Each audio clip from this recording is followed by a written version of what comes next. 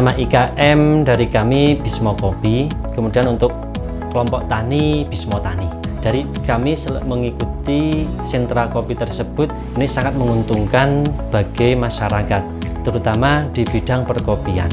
Sehingga kita selalu bekerja sama dengan masyarakat, kita juga selalu memberikan bimbingan arahan terutama di perawatan kopi Arabica khususnya.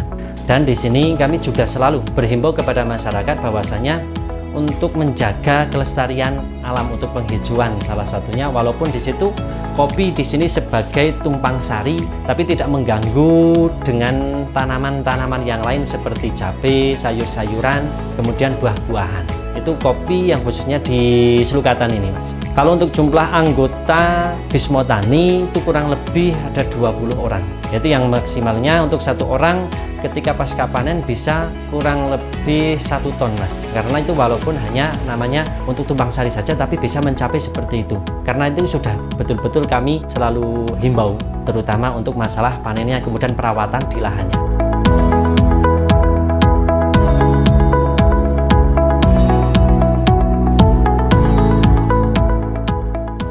Ketika setiap musim kita hanya beberapa dari 20 orang tersebut itu yang tercatat, Mas, terutama di kelompok kami itu bisa menghasilkan kurang lebih sampai 60 atau 50 ton, Mas. Nah di situ sehingga kita juga ketika proses kita harus betul-betul betul-betul siap di situ. Kita harus betul-betul untuk mengontrol kualitasnya, terutama di situ di pasca panennya.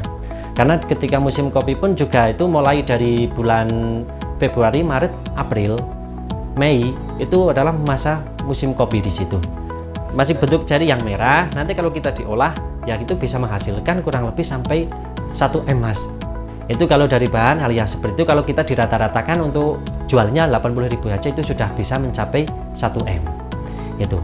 Sehingga ya betul-betul membantu terutama perekonomian masyarakat. Jadi kalau untuk dari petani, dari kami masih dimik, Mas. Untuk masih yang tumpang sari dengan cabai, dengan sayuran, kita dijadikan satu sehingga di situ akan menimbulkan rasa yang berbeda di situ. Terutama kalau untuk masalah kopi, sehingga terutama itu di proses awal ya Mas ya. Pasca panen, kemudian kita proses sesuai kita yang mau diinginkan. Katakan kita mau diproses seperti yang natural, full wash, honey, dan wine, maka kita akan disitulah yang akan menimbulkan rasa itu yang pertama itu di proses awal. Mending dari petani itu langsung cherry saja, nanti saya yang proses sehingga akan sesuai standar sentra. Kemudian ketika di situ juga akan memiliki keunggulan tersendiri khususnya kopi Bismo, sehingga kita bisa memiliki kopi yang unggul yang berkualitas. Itu terutama karena proses-proses itu yang paling rumit.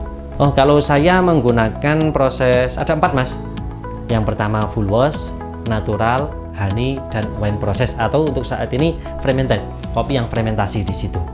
Itu dari situ akan memiliki cita rasa yang berbeda semua. Oh ya, kalau untuk distribusi kemudian untuk penjualan saya yang pertama di situ di sekitar masyarakat, Mas. Kemudian yang kedua di kalangan santri, yaitu saya. Kemudian yang ketiganya saya di pusat oleh-oleh, kemudian kopi shop. Kemudian saya juga sering ini sudah bekerja sama dari teman-teman untuk terutama kopi shop di situ. Tidak hanya di Wonosobo, Mas, itu sudah banyak yang ngambil dari kami. Kalau di situ terutama saya harus bekerja sama dari kelompok tani, Mas, sehingga untuk kuantitasnya agar lebih maksimal. Yang biasanya paling dapatnya 50 sampai 60, pinginnya lebih, Mas, bisa sampai 100 ton di situ. Juga harus sosialisasi ke petani terutama di perawatannya. Di situ kan juga ada pemangkasan, ada pemupukan di situ kan. Nah, itu yang paling utama, Mas. Kemudian kalau untuk kualitasnya kita juga meminta kepada para petani harus petik betul-betul yang merah. Nanti kalau tidak merah itu akan berbeda, Mas. Nanti akan merubah cita rasa dari kopi itu sendiri. Oh, kalau untuk bekerja sama dengan pemerintah, terutama di sini Pemdes, Mas. Di situ untuk menyediakan atau untuk sosialisasi kepada masyarakat, ternyata kopi di situ lebih unggul di situ. Kemudian yang kedua bekerja sama dengan pemerintah dinas perindustrian, Mas. Di situ tentang pelatihan bahkan sama roasting di situ, Mas. Itu dari dinas perindustrian, kemudian juga dari instansi-instansi yang lain seperti contoh perdagangan di situ, kemudian pariwisata. roasting di situ Mas, itu dari Dinas Perindustrian, kemudian juga dari instansi-instansi yang lain seperti contoh perdagangan di situ, kemudian pariwisata.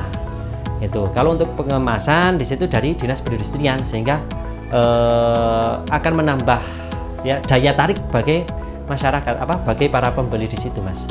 Kalau saya mulai usaha itu 2016. Dari 2016 di situ emang saya yang dulunya kopi di situ Mas ya. Itu harganya murah.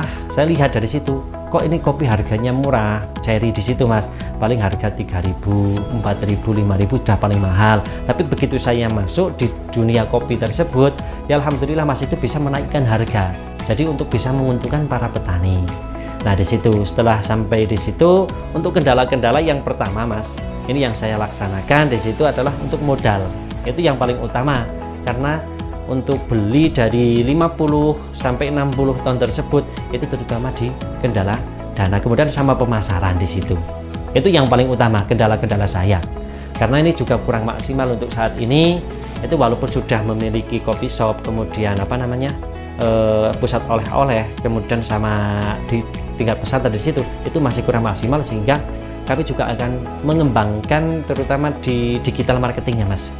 Kalau untuk keharapan ke depan saya, Kopi Bismo bisa ekspor Mas, bisa ekspor seperti dahulu kala seperti itu. Pengennya seperti itu. Kemudian untuk Kopi Wonosobo kita tetap jaga kualitas, kemudian kita juga nantinya bisa ekspor seperti itu.